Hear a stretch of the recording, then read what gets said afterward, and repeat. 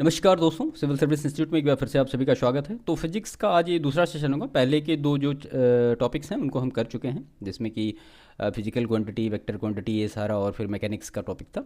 इसके बाद इसमें जो तीसरा टॉपिक है ऊष्मा और ऊष्मागतिकी, यानी हीट एंड थर्मोडायनेमिक्स।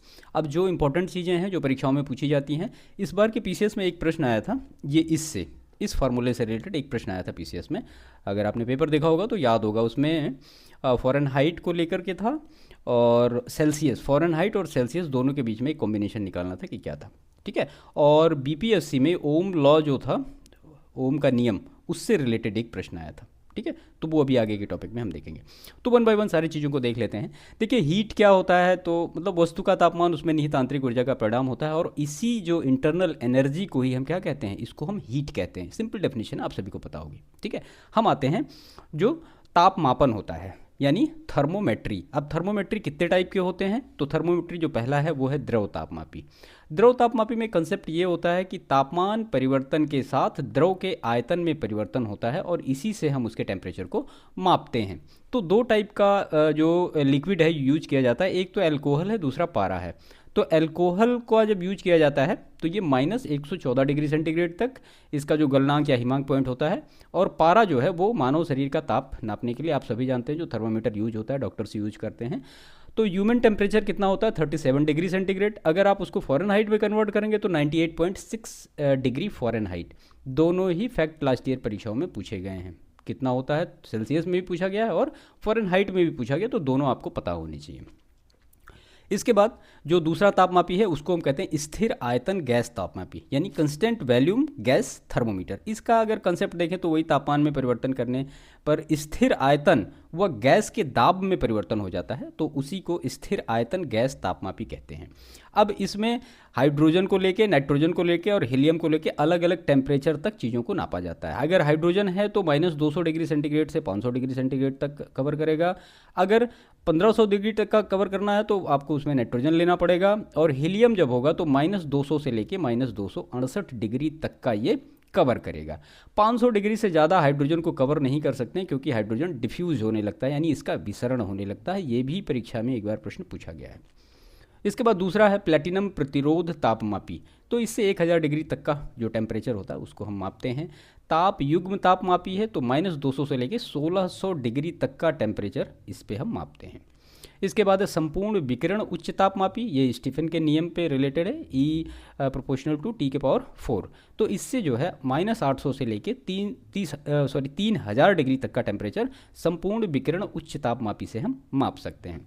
इसके बाद है प्रकाशित उच्च तापमापी, जिससे कि 800 डिग्री से लेके 2700 डिग्री तक का टेम्परेचर नाप सकते हैं। तो ये कुछ थर्मामीटर हैं जिससे चीज़ों को हम अलग अलग करके, मान लिया कम टेम्परेचर है तो उसके लिए फिर कौन सा थर्मामीटर यूज होगा, या फिर जो हाई टेम्परेचर के लिए कौन सा थर्मामीटर यूज होगा। ह्यूमन बॉडी के लिए फिर पारा यूज होता है, और पारा जो है वो ह्यूमन का टेम्परेचर कितना होता है, 37 डिग्री और 98.6 फ़ारेनहाइट। क्लियर। इसके बाद अब हम देखते हैं ये फार्मूला हमारा। ठीक है, यानी जो ताप मापने के विभिन्न पैमाने हैं, तो ये तो हो गया सेल्सियस, ये हो गया क्या केल्विन, और ये हो गया फ़ारेनहाइट, और ये हो गया रोमर। देखिए, सेल्सियस में 100 खाने होते हैं, इसलिए इसके अपान 100 आता है। केल्विन में 100 खाने होते हैं, इसलिए इसके अपान 100 आता है। फ़ारेनहाइट में 180 खाने होते हैं, इसलिए 180 इसका मतलब नीचे आया है। और रोमर में 80 खाने होते हैं, इसी वजह से इसके नीचे 80 आया है। याद करने के लिए आसान होता है। जो मतलब प्रश्न अभी यूपीपीसीएस में पूछा गया था, वो सेल्सियस और फ़ारेनहाइट को लेकर के इस तरह से पूछा गया था कि ये है और F-32/180। ठीक है, इसी को सॉल्व करके एक अलग, मतलब आप ये कह सकते हैं कि एक फार्मूले में रखना था। मैं आपको बताता हूँ कि वो उसका जो सही आंसर आया था वो क्या था। तो वो आया था फ़ारेनहाइट = 9/5 सेल्सियस अब +32। ये उसका करेक्ट आंसर था, जो अभी पीसीएस 24 में प्रश्न पूछा गया था। ठीक है, तो इन्हीं दोनों को अगर आप सॉल्व कर लेंगे थोड़ा सा, तो आपको ये मिल जाएगा। चलिए, इसके बाद जो थर्मल एक्सपेंशन होता है इसके बारे में हम देख लेते हैं। देखिए, थर्मल एक्सपेंशन का सिंपल मतलब ये होता है कि किसी वस्तु के ताप में वृद्धि होने के साथ उसकी बीमाओं में वृद्धि होने को ही क्या कहते हैं, बीमाओं का मतलब उसकी लंबाई या चौड़ाई या ऊंचाई, इसमें अगर मतलब चेंजमेंट होने लगता है या एक्सपेंशन होने लगता है तो उसी को हम कहते हैं थर्मल एक्सपेंशन। ठीक है। अब थर्मल एक्सपेंशन में अगर आप जाएंगे तो आपको फिर रेखीय प्रसार गुणांक है, क्षेत्रीय प्रसार गुणांक है और आयतन प्रसार गुणांक है, मतलब तीनों चीज़ें चेंज होंगी तो उस हिसाब से उसको रखा जाता है। और इसी से रिलेटेड एक फॉर्मूला यहाँ पे निकल के आता है, याद रखिएगा, इसको बीपीएससी में एक बार पूछा गया, alpha is to beta is to gamma is equal to कितना होता है 1:2:3। यहाँ अल्फा क्या है, तो अल्फा जो है वो रेखीय प्रसार गुणांक है, बीटा क्या है जो है वो क्षेत्रीय प्रसार गुणांक है और गामा क्या है आयतन प्रसार गुणांक है। ठीक है, ये फार्मूला याद रखिएगा बस। अब यहाँ पे जो थर्मल एक्सपेंशन के कुछ व्यवहारिक अनुप्रयोग हैं, जैसे कि जब कांच की बोतल में वो जो कार्क पहले लगाए थे लकड़ी की जो मतलब एक ठूंठ जिसको कहते हैं कांच की बोतल में लगाते थे, तो बोतल की गर्दन को अगर आप थोड़ा सा गर्म कर दें तो वो कांच ऑटोमेटिक निकल जाता है, सामान्यतः नहीं निकलता है। रेलगाड़ी की पटरियों के बीच थोड़ी सी जगह क्यों छोड़ते हैं, तो वो इसलिए छोड़ते हैं कि अगर जैसे गर्मियों में जो ट्रेन चल रही है तो पटरियाँ हीट होकर अगर एक्सपेंड हो रही हैं तो वो जो खाली जगह उसको वो कवर कर सके, इस वजह से उसको थोड़ा सा मतलब जगह छोड़ दी जाती है गर्मियों के लिए खासतौर पे। तो ये कुछ थर्मल एक्सपेंशन के उदाहरण हैं, व्यवहारिक उदाहरण है, कभी कभी परीक्षाओं में प्रश्न पूछे भी जाते हैं इनसे, तो आपको ये सारी चीज़ें जाननी चाहिए। इसके बाद जो जल का विशेष गुण है, अब जल का विशेष गुण क्या होता है, देखिए जब जल ठंडा होता है तो 4 डिग्री सेंटीग्रेड तक उसका क्या होता है संकुचन होता है, मैं यहाँ पे लिख देता हूँ 4 डिग्री सेंटीग्रेड तक उसका क्या होगा संकुचन होगा। ठीक है, जिससे क्या होगा आयतन इसका घटेगा, जाहिर सी बात है आयतन घटेगा और क्या बढ़ेगा घनत्व तो बढ़ेगा। मतलब सीधा सा कॉन्सेप्ट है, इसमें कुछ इतना रॉकेट साइंस नहीं समझ में ना आया आपको। अगर किसी भी पदार्थ का संकुचन होगा तो जाहिर सी बात है उसका आयतन घटेगा और उसकी जो डेंसिटी होगी वो इंक्रीज करेगी। ठीक है, लेकिन जब 4 डिग्री के नीचे जाता है मतलब और उसके मतलब ठंडा करना शुरू करते हैं तो 4 डिग्री के जब नीचे जाता है तो उसका जो आयतन है वो बढ़ने लगता है और घनत्व तो कम होने लगता है। ये जल का मतलब एक अलग प्रॉपर्टी है। ठीक है, तो इसी से 2-3 चीज़ें निकल के आई हैं। क्या, तो जल का आयतन न्यूनतम कब होता है, जल का आयतन न्यूनतम कब होगा, न्यूनतम कब होगा, तो ये होगा 4 डिग्री सेंटीग्रेड पर। और इसका जो घनत्व होगा ये अधिकतम कब होगा, तो मैंने अभी आपको ऊपर बताया, तो ये भी होगा 4 डिग्री सेंटीग्रेड पर। ठीक है, यानी बर्फ़ का आयतन क्या होता है जल से ज़्यादा होता है। ये स्टेटमेंट के रूप में याद रखिएगा, बर्फ़ का आयतन जो होगा वो जल के आयतन से क्या होगा ज़्यादा होगा। ठीक है, और बर्फ़ का घनत्व जो होगा वो जल के घनत्व से कम होगा। यहाँ पे ये भी नोट कर दीजिए, बर्फ़ का जो घनत्व होगा वो जल के घनत्व से क्या होगा कम होगा। तो आयतन के केस में वो ज़्यादा हो जाएगा और घनत्व के केस में वो कम हो जाएगा। मतलब एक फैक्ट है, इनको याद रखिएगा, कभी कभी परीक्षाओं में प्रश्न पूछे जाते हैं। अब हम ये देखते हैं कि जो मेल्टिंग पॉइंट है, जो बॉइलिंग पॉइंट है, यानी जो गलनांक है और जो क्वथनांक है, दाब बढ़ाने पर क्या प्रभाव पड़ता है, और अगर मान लिया मेटल में कोई अशुद्धि मिली है तो उस पर फिर गलनांक और क्वथनांक का प्रभाव क्या पड़ता है। देखिए गलनांक में अगर आप दाब बढ़ाएंगे तो बढ़ेगा गलनांक उसका, और अगर किसी वस्तु पे दाब बढ़ाएंगे तो उसका क्वथनांक क्या होगा बढ़ेगा। अगर अशुद्धि है वस्तु में कुछ तो उसका गलनांक क्या होगा कम होगा और उसका जो बॉइलिंग पॉइंट होगा यानी क्वथनांक होगा वो बढ़ेगा। ठीक है, ये भी फैक्ट आप याद रखिएगा। इसके बाद फिर है लेटेंट हीट, गुप्त ऊष्मा। आप सभी जानते हैं गुप्त ऊष्मा क्या होती है। मतलब आप ये कह सकते हैं कि एक निश्चित ताप पर पदार्थ की अवस्था परिवर्तन हेतु आवश्यक ऊष्मा क्या होती है, वही पदार्थ की लेटेंट हीट होती है। L=Q/m होता है और इसकी जो यूनिट होती है जूल प्रति किलोग्राम या फिर कैलोरी प्रति ग्राम होती है। ठीक है, एक बार ये प्रश्न पूछा गया था कि 1 ग्राम बर्फ़ को वाष्प में बदलने के लिए जो मतलब उसकी गुप्त ऊष्मा होती वो कितनी होगी, तो 80 + 100 + 540 = 720 कैलोरी ये लगेगी। ये फैक्ट याद रखिएगा। 80 मतलब ये कि बर्फ़ की गलन की गुप्त ऊष्मा है, 100 मतलब जो ताप बढ़ाने के लिए गुप्त ऊष्मा यूज होगी वो, और जो पानी अगर मान लिया बॉयल हो रहा है उसको वाष्प में बदलने के लिए जो गुप्त ऊष्मा होगी वो 540 होगी। टोटल मिला के 720 कैलोरी जो ऊष्मा होगी उसका यूज होगा 1 ग्राम बर्फ़ को वाष्प में बदलने के लिए। ये पूरा लेटेंट हीट इसका यूज होगा।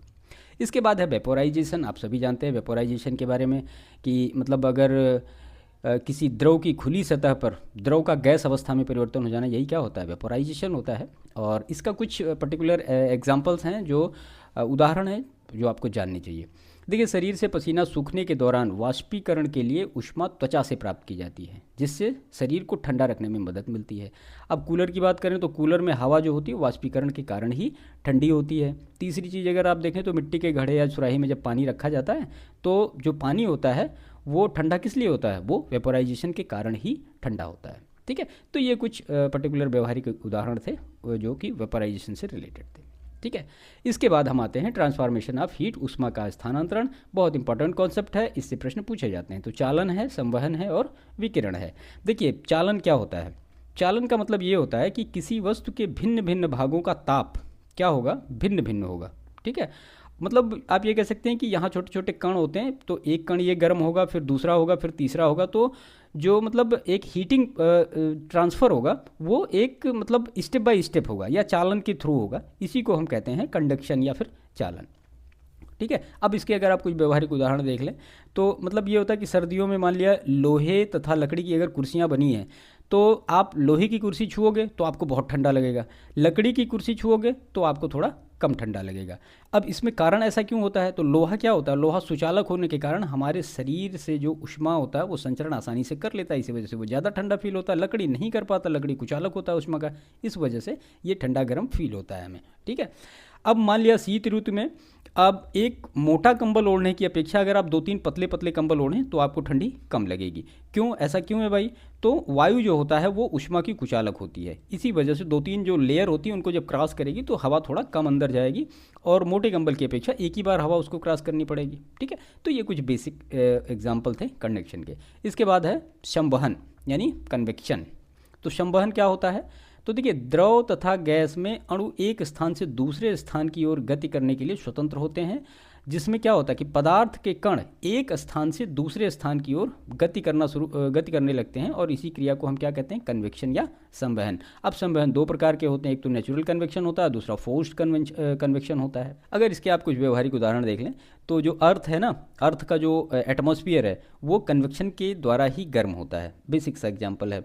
या फिर जो मान लिया मोटर कार में रेडिएटर लगे होते हैं या शीतलन तंत्र लगाते हैं, वो भी इसी संवहन के सिद्धांत पर ही कार्य करते हैं। ठीक है, तो ये तो दोनों ऐसे हो गए जिसके लिए हमें किसी मीडियम की ज़रूरत पड़ती है। इसके बाद आता है रेडिएशन।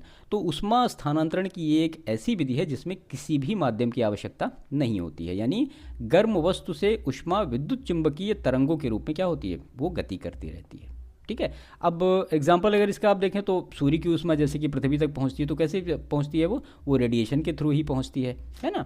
तो ये बेसिक कुछ इसके एग्जाम्पल थे। तो ऊष्मा स्थानांतरण, चालन, संवहन और विकिरण कैसे कैसे होते हैं, इनकी बेसिक डेफिनेशन क्या होती है, वो सारी चीज़ें हमने आपको बताई। ठीक है, तो ये कुछ महत्वपूर्ण चीज़ें थी ऊष्मा और ऊष्मा गतिकी से।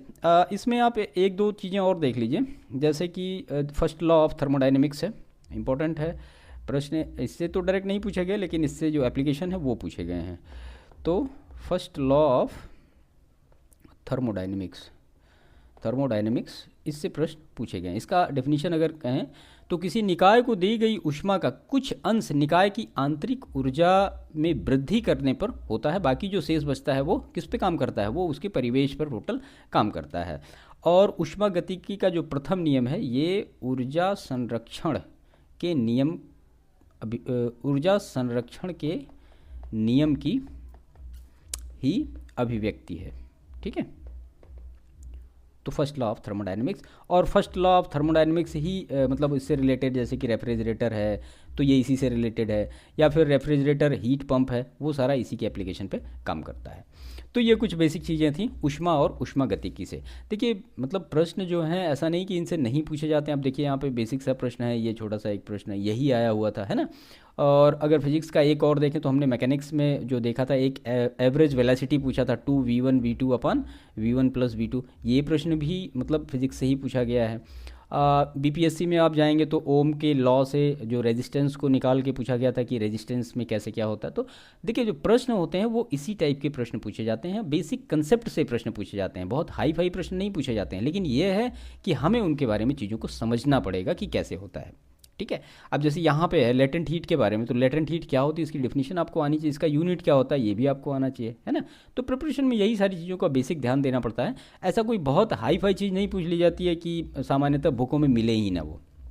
चलिए इसके बाद हम अपने दूसरे टॉपिक की तरफ आते हैं जो कि है तरंग, वेव्स। ठीक ठीक है, काफ़ी इंपॉर्टेंट टॉपिक है, छोटा टॉपिक है, सरल टॉपिक है।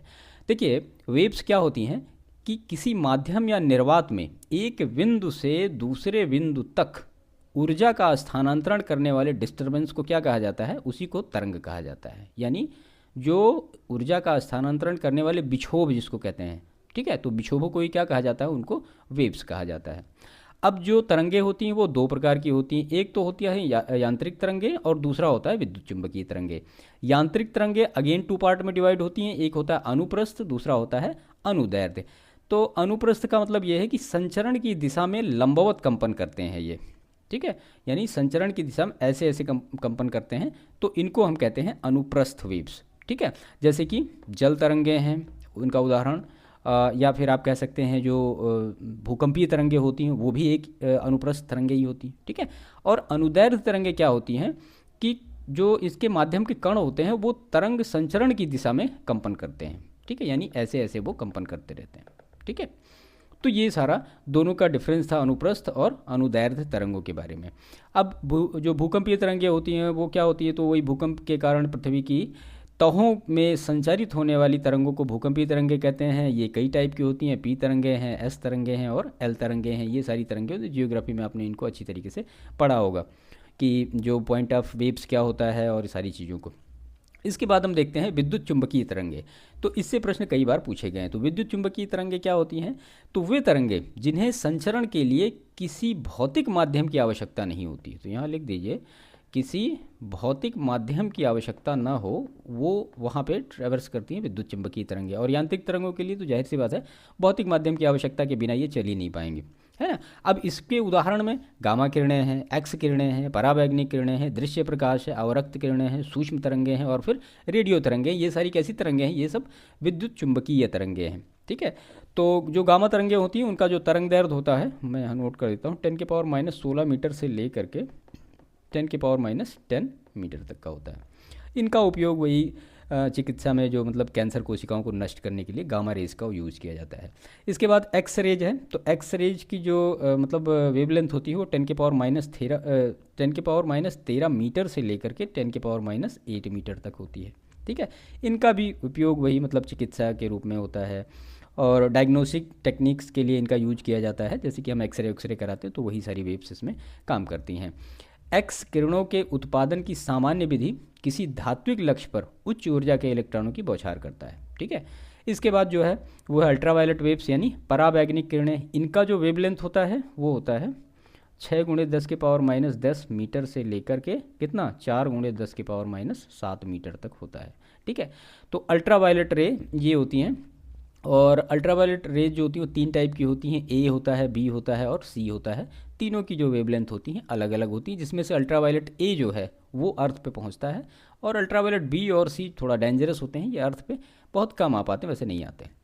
इसके बाद अगर आप देखें कि अल्ट्रावायलेट रेज का उपयोग कहाँ कहाँ होता है, तो जल शोधन में कीटाणुओं को नष्ट करने के लिए अल्ट्रावायलेट रेज का यूज किया जाता है। इसके बाद फिर है विजिबल लाइट रेट्स यानी दृश्य प्रकाश तरंगे, ठीक है। तो दृश्य पर जो प्रकाश तरंगे होती हैं ये मतलब हमारे नेत्र नीले रंग के प्रति लगभग ज़्यादा संवेदनशील होते हैं। नीले रंग के प्रति जो हमारी आंखें होती हैं वो ज़्यादा संवेदनशील होती हैं और इनकी जो तरंग दैर्ध्य होती है वो 4×10⁻14 से लेकर 7×10⁻14 तक की इनकी आप कह सकते हैं कि वेवलेंथ होती है, ठीक है। इनका जो आवृत्ति परास होता है वो ये सारा होता है, ठीक। इसके बाद है अवरक्त तरंगे यानी इंफ्रारेड्स। तो अवरक्त तरंगों में कभी कभी इनको मतलब ऊष्मा तरंगों के नाम से भी जाना जाता है। ऊष्मा तरंग के नाम से भी इनको जाना जाता है, किसको, जो इंफ्रारेड होती हैं। अब इंफ्रारेड का भी मतलब यूज काफ़ी होता है कि उपग्रह में इसको लगाए जाते हैं और घरेलू इलेक्ट्रॉनिक उपकरण में, जैसे कि जो टीवी का रिमोट होता है तो टीवी के रिमोट में इन सब चीज़ों का अवरक्त किरणों का यूज किया जाता है।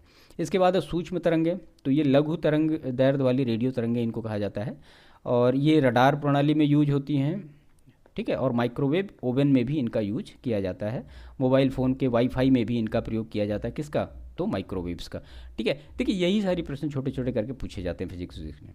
इसके बाद है रेडियो वेव्स। तो रेडियो वेव्स क्या होती है कि सभी इलेक्ट्रोमैग्नेटिक तरंगों में जो रेडियो तरंग होती है उनका जो तरंग दैर्ध्य होता है वो सबसे अधिक होता है, ठीक है। और ख़ास तौर पे AM है, FM है, TB है, ये सारी चीज़ें आप जानते होंगे। तो रेडियो तरंगे और सूक्ष्म तरंगे दोनों का प्रयोग किसके लिए होता है? तो दोनों कम्युनिकेशन मीडियम के लिए यूज होती है, यानी संचार के लिए दोनों का यूज किया जाता है। इसके बाद फिर एक कॉस्मिक रेज है, तो ये तो खैर विद्युत चुंबकीय तरंग नहीं है। कॉस्मिक किरणें जो होती हैं वो सौर तंत्र से बाहर उत्पन्न हुई उच्च ऊर्जा विकिरण होती हैं। ये उच्च ऊर्जा वाले आवेशित कणों से बनी होती हैं, तो वो कॉस्मिक रेज होती हैं, वो विद्युत चुंबकीय तरंगों का पार्ट नहीं होती हैं। ठीक है, तो आई होप इन सब चीज़ों के बारे में आपको थोड़ा समझ में आया होगा कि क्या क्या है, कैसे कैसे है। इनको इतना ही रखिए, इससे ज़्यादा इसको पढ़ने की आवश्यकता इसमें नहीं पड़ेगी आपको। इसके बाद फिर साउंड यानी ध्वनि के बारे में देखते हैं। तो ध्वनि क्या है? ऊर्जा का एक रूप है जो कि वेव्स के रूप में घूमता है इधर उधर, यानी संचारित होता है, उसी को तो हम साउंड कहते हैं। और साउंड के लिए क्या होगा? एक मीडियम की आवश्यकता होगी। Without medium sound is not past. तो ये 3 टाइप का होता है, अपश्रव्य, श्रव्य और पराश्रव्य। ठीक है, यानी इंफ्रासोनिक वेव्स और ऑडिबल जो वेव्स होती हैं और अल्ट्रासोनिक वेव्स। इंग्लिश भी जानते रहिए। तो ये जो होगा ये 20 हर्ट्ज से क्या होगा? कम, इसकी जो फ्रीक्वेंसी होगी वो होगी। ठीक है, और जो ऑडिबल वेव्स होगा वो 20 हर्ट्ज से लेकर के कितना होगा? 20,000 हर्ट्ज तक का होगा, ये आदमी सुन सकता है। और अल्ट्रासोनिक का जो होगा ये भी आदमी सुन नहीं पाएगा, तो ये 20,000 हर्ट्ज से भी एबव होती हैं। ठीक है, पराश्रव्य तरंगों की अगर बात करें तो गाल्टन की सीटी, जिसको हम साइलेंट विसिल भी कहते हैं, इसके द्वारा उत्पन्न किया जा सकता है। और इस सीटी का जो उपयोग है वो कुत्तों के प्रशिक्षण में किया जाता है। किसका? जो गाल्टन की सीटी होती है, और उसमें जो अल्ट्रासोनिक वेव्स का यूज होता है। ठीक है, अब अगर आप इनके कुछ एप्लीकेशन देखें तरंगों के बारे में कि कौन कौन सी तरंगें किस किस चीज़ में यूज होती हैं, तो देखिए समुद्र की गहराई पता लगाने के लिए अंदर जो नौवहन पनडुब्बियाँ होती हैं उसमें सोनार जो होता है वहाँ पे पराश्रव्य तरंगों का यूज किया जाता है।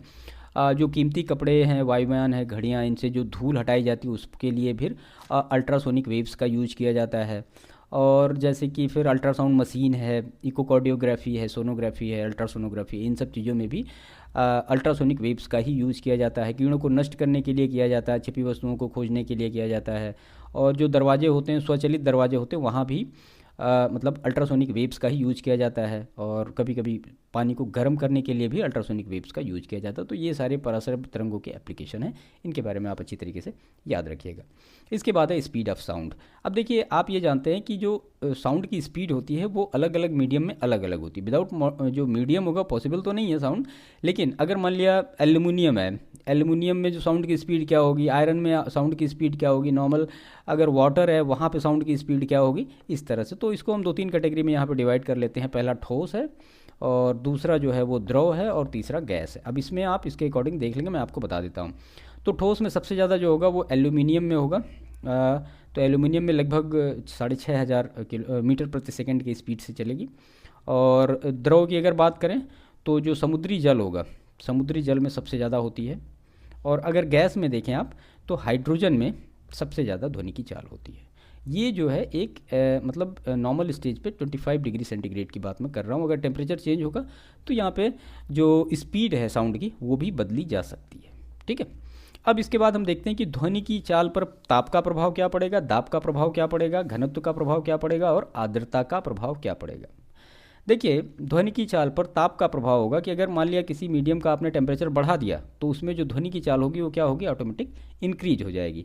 अगर ध्वनि का क्या कहते हैं, अगर माध्यम का टेम्परेचर 1 डिग्री सेंटीग्रेड तक आपने बढ़ाया तो ध्वनि की चाल 0.61 मीटर प्रति सेकंड क्या करेगी, इंक्रीज कर जाएगी। ठीक है, ऐसे ही अगर आप देखें प्रेशर का क्या इफेक्ट होता है, तो अगर ताप समान है तो मतलब जो प्रेशर का है उस पर साउंड पे कोई खास फर्क नहीं पड़ेगा, लेकिन टेम्परेचर अगर कंस्टेंट होगा तो। इसके बाद अगर हम डेंसिटी की बात करें तो घनत्व जो है, तो ध्वनि का वेग माध्यम की प्रत्यास्थता और घनत्व पर निर्भर करता है। ठीक है, तो ये इस पर डिपेंड करता है, कम ज़्यादा होगा।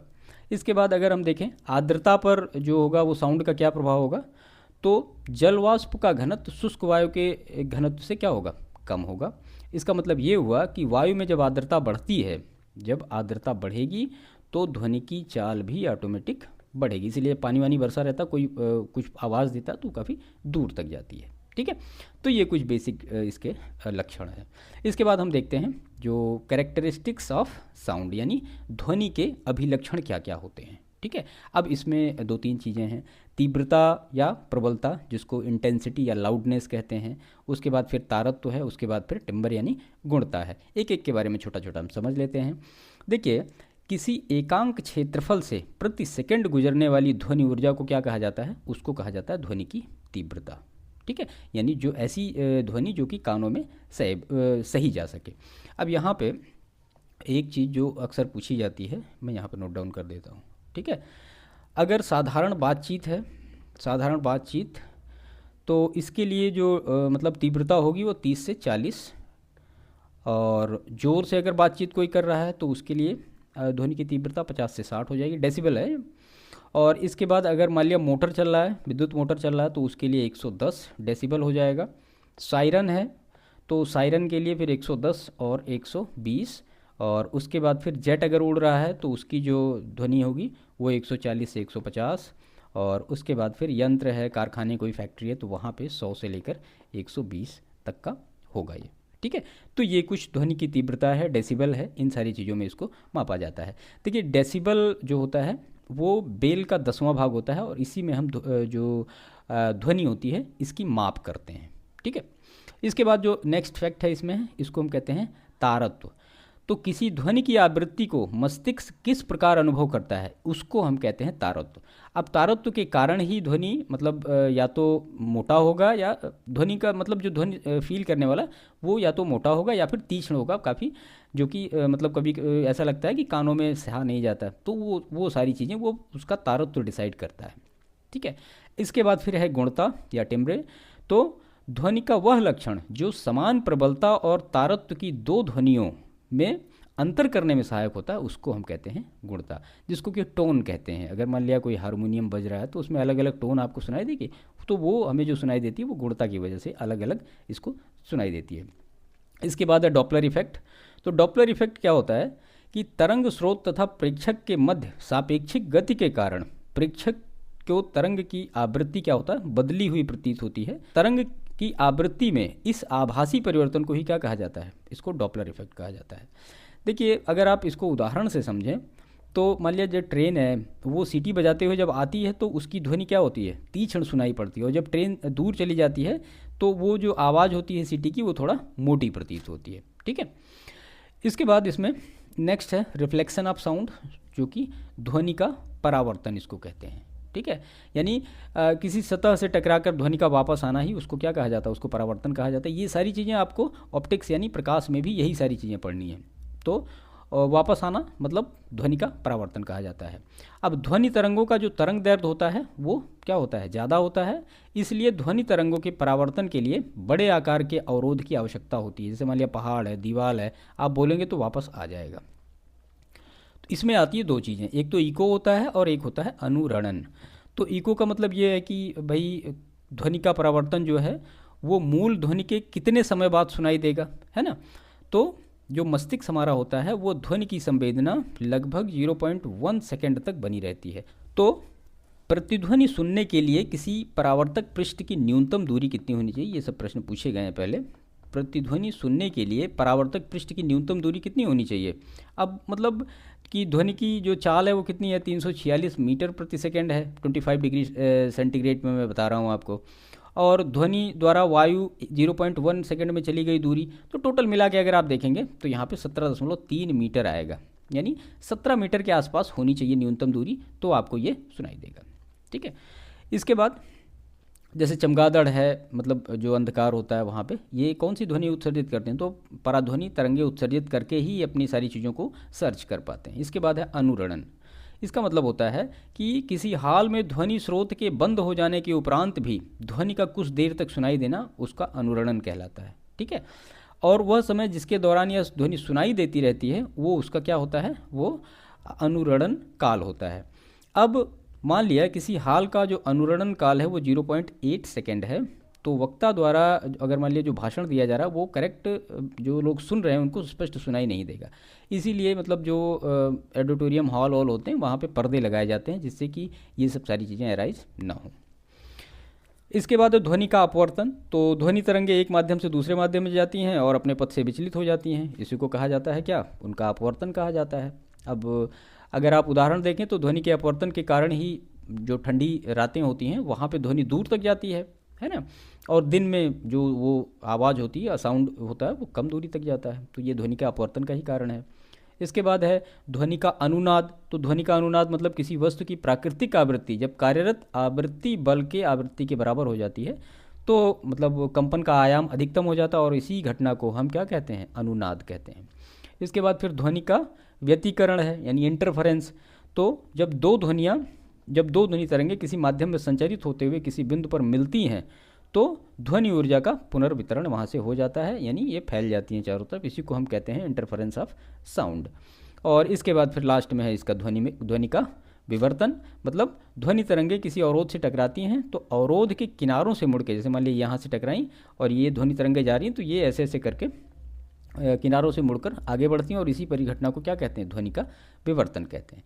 ठीक है, तो ये कुछ बेसिक कंसेप्ट थे साउंड से रिलेटेड जो कि आपको जानने चाहिए। इसके बाद हम अपने नेक्स्ट इसमें देखते हैं जो कि है ऑप्टिक्स। अब प्रकाश के बारे में जो महत्वपूर्ण चीज़ें हैं वो हम देख लेते हैं। तो प्रकाश क्या है, तो प्रकाश वैद्युत चुंबकीय तरंग रूप में संचारित होने वाली एक ऊर्जा है और जो वस्तुओं को क्या बनाती है, दृश्यमान बनाती है, आप सभी जानते हैं। अब इसमें जो प्रकाश के स्पेक्ट्रम होते हैं वो होता है V, B, G, Y, O, R. ठीक है, अब इसमें सबकी पर्टिकुलर तरंग दैर्ध्य है।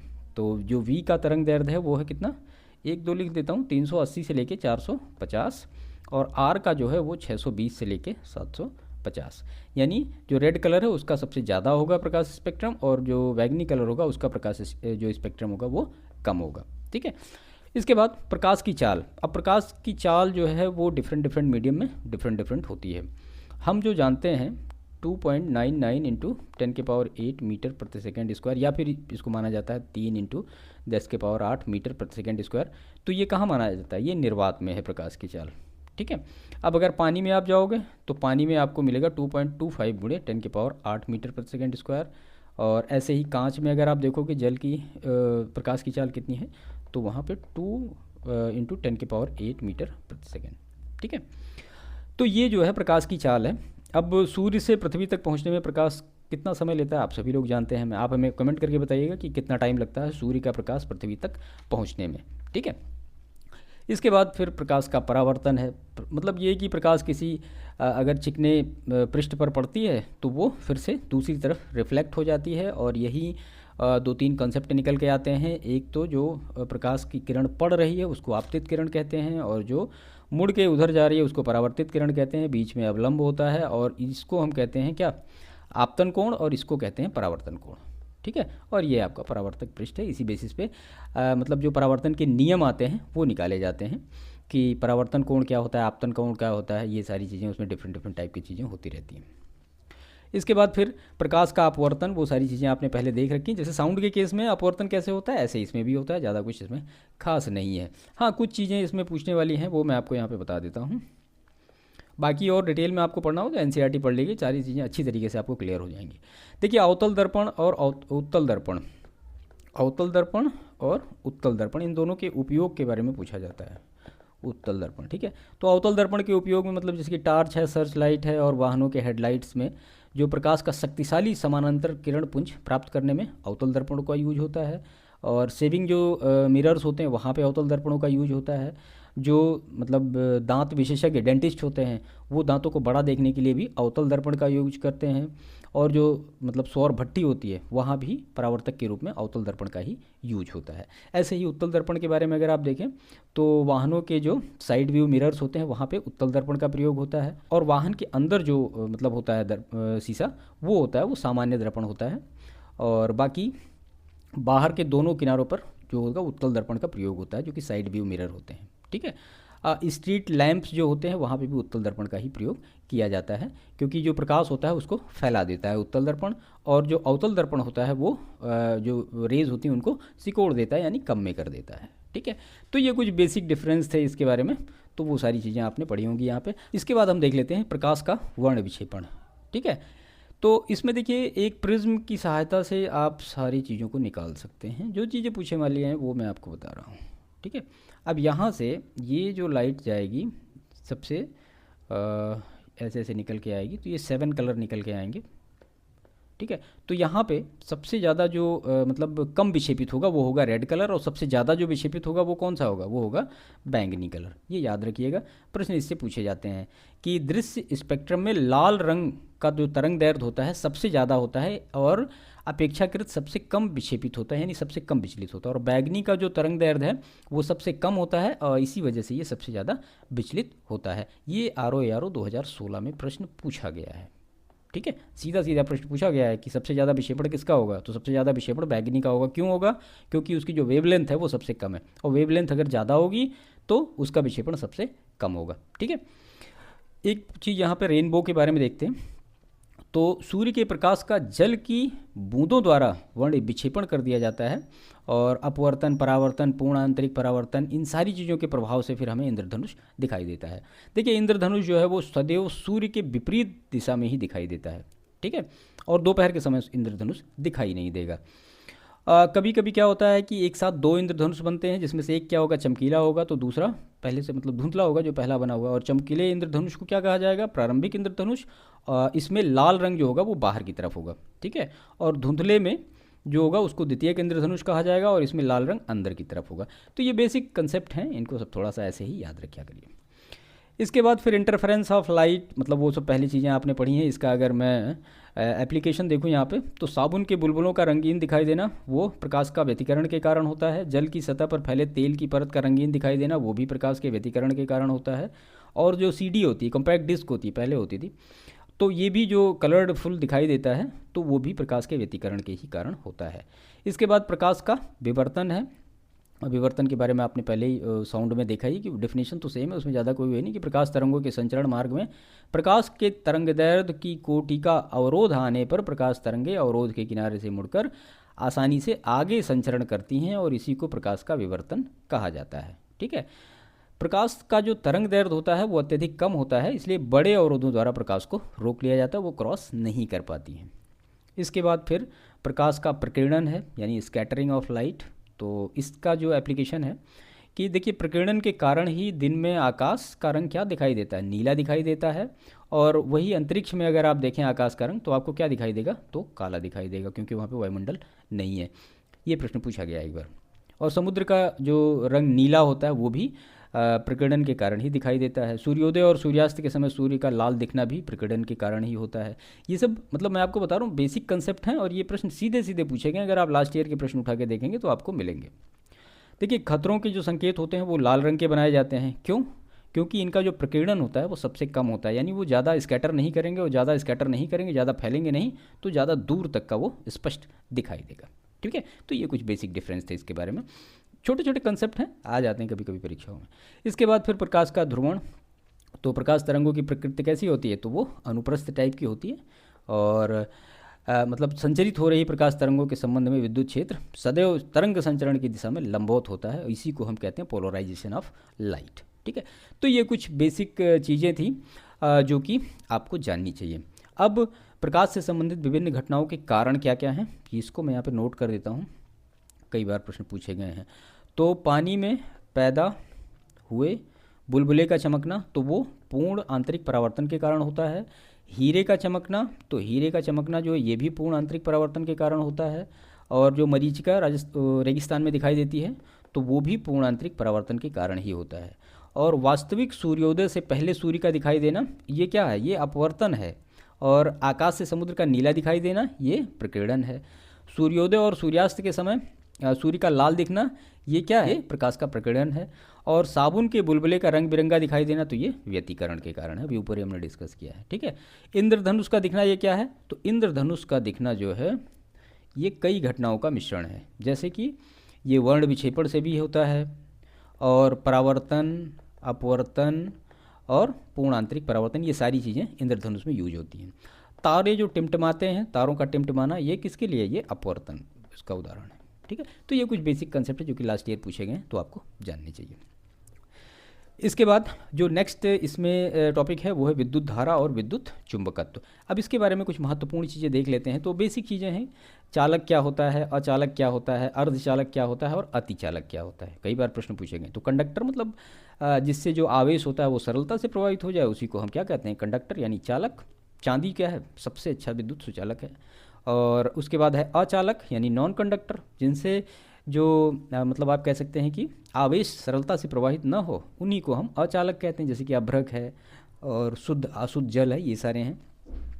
इसके बाद फिर सेमीकंडक्टर है। तो सेमीकंडक्टर, तो इनकी विद्युत चालकता चालक और अचालक इनके दोनों के बीच की होती है। इन्हीं को हम सेमीकंडक्टर कहते हैं। अब सेमीकंडक्टर बहुत सारे पदार्थ हैं, जैसे कि सिलिकॉन है, जर्मेनियम है, कार्बन है, सेलेनियम, ये सारे क्या हैं, ये सब अर्धचालक हैं। उसके बाद आता है सुपर कंडक्टर यानी अतिचालक। तो विभिन्न तत्वों से मिलकर बनने वाले जो विशेष पदार्थ होते हैं उनको हम कहते हैं। और इनमें जो विद्युत धारा का के प्रति प्रतिरोध होता है वो बिल्कुल जीरो होता है, यानी कोई भी रेजिस्टेंस यहाँ पे काम नहीं करता है। ठीक है, इसीलिए इनको क्या कहा जाता है, अतिचालक कहा जाता है। यानी कोई भी यहाँ तीनों में रेजिस्टेंस काम करेगा लेकिन अतिचालक में नहीं करेगा। और ये हमेशा 2-3 मेटल से। बाद है इलेक्ट्रिक करंट। तो विद्युत आवेश के प्रवाह की दर को क्या कहा जाता है, विद्युत धारा कहा जाता है। और ये कैसी राशि है, ये अदिश राशि है। ठीक है, कभी कभी छोटा मोटा ये भी पूछ लिया जाता है। तो आई बराबर क्या होता है, क्यू बाई टी, यानी आई मतलब करंट और क्यू का मतलब जो आवेश होता है और टी का मतलब जो समय होता है, ये सब है। इसके बाद इसमें प्रत्यावर्ती धारा क्या होती है और दिष्ट धारा क्या होती है। तो मतलब जिसमें किसी निश्चित समय अंतराल के पश्चात विद्युत प्रवाह की दिशा उत्क्रमित हो जाती है उसको हम कहते हैं एसी यानी अल्टरनेट करंट।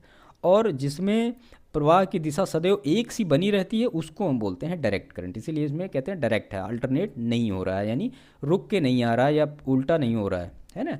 तो एसी से डीसी प्राप्त करने के लिए क्या करेंगे, तो फिर उसके लिए रेक्टिफायर का यूज होगा। एसी से अगर डीसी आपको प्राप्त करना है तो उसके लिए रेक्टिफायर का यूज होगा, और डीसी से अगर आपको एसी प्राप्त करना है तो क्या करोगे, तो फिर इन्वर्टर का यूज होगा। सभी के घर में लगा रहता है। ठीक है, ये दोनों बेसिक डिफरेंस इसको याद रखिएगा। इसके बाद है ओम का जो नियम है, इससे रिलेटेड बीपीएससी में इस बार प्रश्न पूछा गया था। इन्होंने कहा था कि अगर मान लिया टेम्परेचर कांस्टेंट है यानी ताप स्थिर रहे तो किसी धातु के तार में प्रवाहित होने वाली विद्युत धारा यानी आई जो है वो तार के सिरों के बीच जो विभवांतर होता है उसके अनुक्रमानुपाती होती है। ठीक है, और V equal to I into R. यहाँ पे आर क्या है, तो आर एक कांस्टेंट है। और जो रेजिस्टेंस होता है वो आप जानते ही हैं कि प्रवाहित विद्युत धारा प्रतिरोध की क्या होती है, व्युत्क्रमानुपाती होती है। ये ओम के नियम से ही निकाला जाता है, आर की क्या वैल्यू होगी क्या नहीं होगी। इसके बाद फिर प्रतिरोधों का समायोजन आप जानते हैं श्रेणी क्रम में होता है, समानांतर क्रम में होता है। तो जो श्रेणी क्रम में होता है इस संयोजन में प्रत्येक जो प्रतिरोध होते हैं वो एक दूसरे से जुड़े होते हैं। जैसे कि मान लिया यहाँ पे इस तरह से ऐसे जुड़े होंगे ये, है ना। और जो समानांतर क्रम में होंगे तो वो कैसे जुड़े होंगे, यहाँ पे और यहाँ पे इस तरह से जुड़े होंगे। जो घरेलू उपकरण होते हैं उनको किस में जोड़ा जाता है, वो समानांतर क्रम में जोड़ा जाता है। और जो सजावटी लड़ियाँ घर में लगाई जाती हैं शादी वादी में, वो जो होती हैं वो श्रेणी क्रम में जुड़ी जाती हैं। मतलब इसलिए ऐसा होता है कि एक बल्ब भी खराब होने पर जो परिपथ टूट जाता है और सारे बल्ब क्या होते हैं, बुझ जाते हैं। श्रेणी क्रम में ऐसा होगा लेकिन समानांतर क्रम में ऐसा नहीं होगा। इसके बाद commercial measurement of electric energy. तो इसमें अब आप जानते हैं कि मतलब जो 1 किलोवाट बराबर कितना होता है, हमने पहले भी डिस्कस कर रखा है। 1 किलोवाट बराबर कितना होगा, 3.6 इंटू 10⁶ जूल के बराबर होता है। ये प्रश्न एक बार यूपीपीसीएस में पूछा गया है कि 10 वाट के 10 बल्ब 10 घंटे तक जलाए जाएँ तो प्रयोग की गई जो विद्युत है वो जो विद्युत ऊर्जा है वो कितनी होगी। तो सिंपल आप सबका गुणा कर दीजिए, आपको मिल जाएगा, यानी 1000 वाट घंटा। तो ये क्या हो जाएगा, 1 किलोवाट घंटा। ठीक है, और बाद में 1 किलोवाट घंटा को भी क्या कहा जाता है, 1 यूनिट कहा जाता है। 1 यूनिट बिजली यूज हुई मतलब 1 किलोवाट 1 घंटे में यूज किया गया तो उसको 1 यूनिट बोला जाता है। ठीक है, तो ये कुछ बेसिक मतलब जनरलाइज आंसर हैं जो आप सभी को पता भी होंगे पहले से। इसके बाद फिर कुछ उपकरण हैं और उसमें जो धातु प्रयुक्त होती है कौन है और उस धातु के गुण क्या क्या वो देख लेते हैं। तो हीटर है, ब्लोअर है, और इमर्शन में जो धातु होती है उसको कहते हैं नाइक्रोम, और इसका जो उच्च प्रतिरोध होता है और उच्च गलनांक होता है। विद्युत बल्ब में टंगस्टन का यूज होता है, इसका अति उच्च गलनांक होता है और उच्च प्रतिरोध होता है।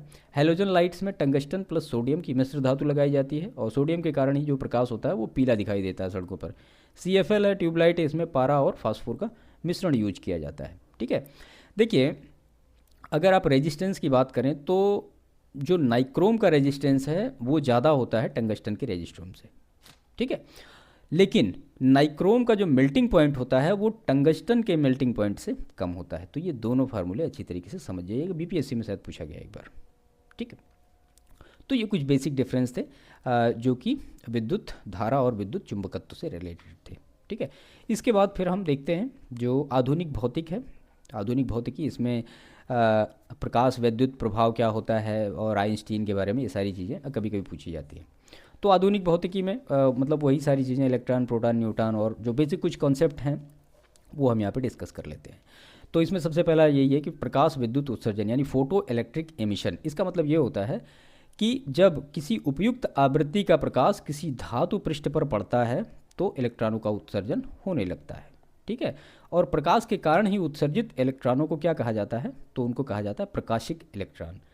प्रकाश विद्युत उत्सर्जन की खोज, इनकी जो इसकी घटना की खोज थी वो 1887 में किसने की थी, तो हेनरिच हर्ट्ज ने की थी। ठीक है, नाम आप याद रखिएगा, इन्होंने की थी। और प्रकाश विद्युत उत्सर्जन को ही प्रकाश विद्युत प्रभाव कहा जाता है। ठीक है, इसके बाद एक और कॉन्सेप्ट यहाँ पे हम देख लेते हैं, उसको कहते हैं थ्रेशोल्ड फ्रीक्वेंसी, यानी देहली आवृत्ति। बीपीएससी में एक बार पूछा गया है इससे। तो इसका मतलब ये हुआ कि मान लिया ये कोई पृष्ठ है और यहाँ पे मान लिया कोई भी करंट का फ्लो आया, लेकिन क्या हुआ कि यहाँ से इलेक्ट्रॉन उत्सर्जन नहीं हुए, तो धारा को फ्लो करने के लिए जो न्यूनतम आवृत्ति का एक आप कह सकते हैं प्रकाश यूज होता है, उसी को हम देहली आवृत्ति कहते हैं, यानी थ्रेशोल्ड फ्रीक्वेंसी उसी को कहते हैं। या आप ये कह सकते हैं कि नियत न्यूनतम आवृत्ति को जो इलेक्ट्रॉन उत्सर्जन के लिए आवश्यक होती है उसी को देहली आवृत्ति कहते हैं। ये यूपीएससी में भी पूछा गया और बीपीएससी में भी पूछा गया है ये। ठीक है, इसके बाद फिर अल्बर्ट आइंस्टीन के बारे में। अब इसमें प्रकाश विद्युत जो प्रभाव है और उसमें जो प्रकाश का तरंग सिद्धांत है, ये दो अलग अलग चीज़ें हैं। अल्बर्ट आइंस्टीन ने ही हमें बताया था। तो 1879 से लेकर 1955 तक का इनका पूरा टाइम पीरियड रहा। 1921 में इनको नोबेल प्राइज़ मिला प्रकाश विद्युत प्रभाव के लिए। ये भी यूपीपीसीएस में, बीपीएससी में, सब जगह पूछा ही गया होगा, काफ़ी इंपॉर्टेंट प्रश्न है ये। ठीक है, 1905 में इन्होंने अपना पेपर पब्लिश किया था और बाद में 1921 में इनको प्राइज़ मिला नोबेल का। इसके बाद है फोटोसेल। तो प्रकाश विद्युत प्रभाव पर आधारित ऐसी युक्ति जो क्या करती है, प्रकाश ऊर्जा को विद्युत ऊर्जा में बदल देती है। और ये क्या होते हैं, ये बेसिकली सेमीकंडक्टर होते हैं जो प्रकाश संसूचक यानी जो लाइट डिटेक्टर की तरह कार्य करते हैं। अगर आप फोटोसेल के बारे में कुछ महत्वपूर्ण चीज़ें देखें तो इन फोटोसेल का प्रयोग जो है वो स्वचालित नाइट लाइट्स और स्ट्रीट लैंप्स में होता है, जो मतलब ऑटोमेटिक दिन जैसे होता है वो अपने आप को बंद कर लेते हैं और जैसे ही रात होती है वो ऑटोमेटिक मतलब जल जाते हैं। जो फायर अलार्म होते हैं या फिर जो थीफ अलार्म होते हैं, यातायात नियम तोड़ने पकड़ने, ये सारी चीज़ों के लिए भी फोटोसेल का यूज किया जाता है। और जो स्वचालित द्वार नियंत्रक होते हैं वहाँ भी इनका यूज किया जाता है फोटोसेल का ही। इसके बाद जो सोलर सेल होते हैं, सोलर सेल और वोल्टेइक सेल, इनके बारे में आप देखिए। फोटोवोल्टेइक सेल जो होता है वो फोटोवोल्टेइक प्रभाव पर आधारित एक विद्युत युक्ति है जो प्रकाश ऊर्जा को सीधे विद्युत ऊर्जा में परिवर्तित करती है, उसको हम कहते हैं फोटोवोल्टेइक सेल। अब इसके बाद फिर परमाणु में आप आएंगे। इसमें जो मॉडर्न फिजिक्स है तो एटम आपको इलेक्ट्रॉन मिलेगा, न्यूट्रॉन मिलेगा, प्रोटॉन मिलेगा। प्रोटॉन न्यूट्रॉन को मिला के क्या बनता है, न्यूक्लियन। एक बार ये बीपीएससी में प्रश्न पूछा गया है। अब इसमें आपको मास नंबर मिलेगा, न्यूट्रॉन नंबर मिलेगा, आइसोटोप क्या होते हैं, एटॉमिक नंबर क्या होते हैं, न्यूक्लियाई क्या होती है, एटम क्या होते हैं, ये सारी चीज़ें बहुत बेसिक हैं, आप इन सब सारी चीज़ों के बारे में जानते हैं। मास एनर्जी क्या होती है ये भी आपको पता ही होगा, आपने पहले से पढ़ रखा होगा।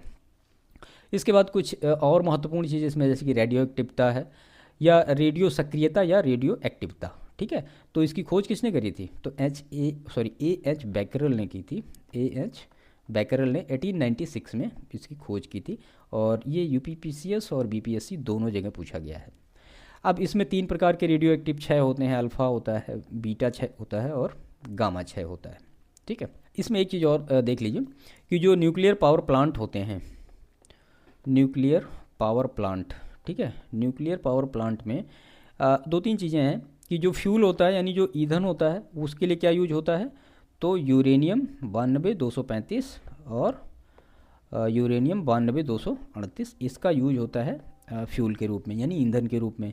अगर आप मंदक देखें तो मंदक कौन होगा, तो इसके लिए मंदक का यूज होता है या तो फिर भारी जल का यानी D2O का यूज होगा या फिर ग्रेफाइट का यूज होता है, ये प्रश्न पूछे गए हैं, या फिर बेरिलियम ऑक्साइड का उपयोग होता है।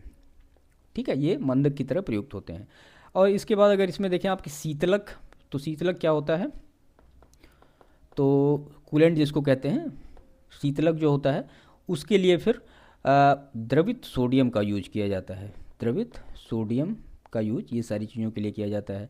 नियंत्रक छड़ जो होती हैं पावर प्लांट में जो वो होती हैं वो किस धातु की बनी होती हैं, तो ये जो होती हैं कैडमियम तथा बोरान से निर्मित होती हैं, कैडमियम और बोरान से ये निर्मित होती हैं, ये जो नियंत्रक छड़ होती है। तो इनके बारे में थोड़ा याद रखिएगा, प्रश्न लास्ट ईयर पूछे गए हैं। ठीक है, तो ये पूरा डिटेल था इसके बारे में।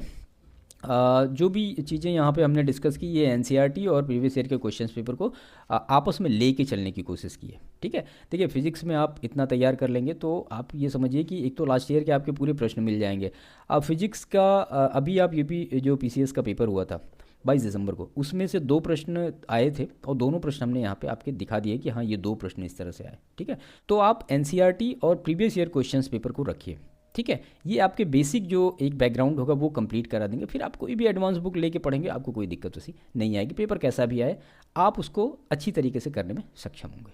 ठीक है, तो सेशन को समाप्त करते हैं। बाकी ये पूरा फिजिक्स का था, इसके बाद फिर हम केमिस्ट्री को लेंगे, उसके बाद फिर बायोलॉजी को लेंगे। सेशन अच्छा लगा हो तो इसको लाइक ज़रूर करिएगा वीडियो को, और दूसरों को शेयर करिएगा, और चैनल अभी तक सब्सक्राइब नहीं किया तो प्लीज़ चैनल को सब्सक्राइब जरूर करिए।